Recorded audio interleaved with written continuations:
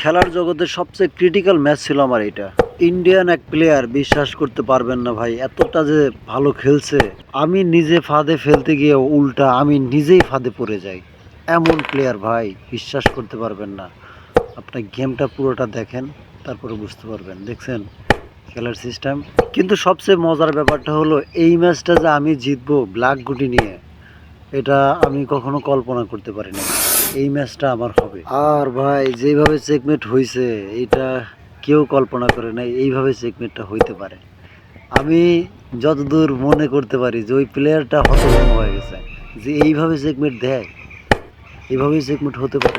দেখতে পাচ্ছেন তো আমার মন্ত্রীটা কেমনে খাইলো, নিজে ফাঁদে ফেলতে গিয়ে আমি নিজেই বিপদে পড়ে গেছি।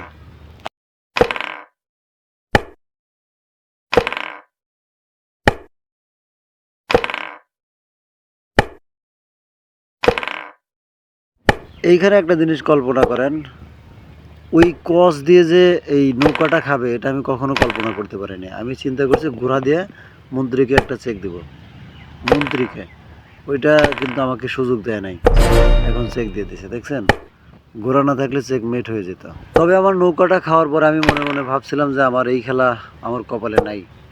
কিন্তু এই যে একটা মায়েরে উইন দ্য চ্যাম্পিয়ন ট্রফি, খুব অবিশ্বাস্য গেম, তাই না?